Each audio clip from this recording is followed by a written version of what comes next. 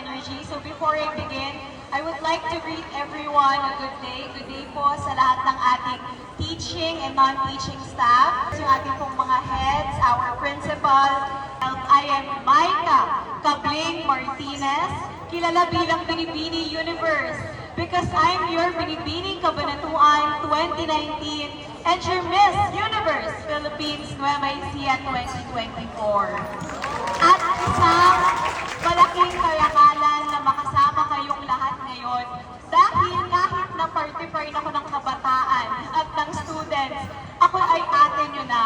And years back, naging lecturer, teacher din ako ng mga senior high school nung umpisa ng K-12 for oral communication and media education.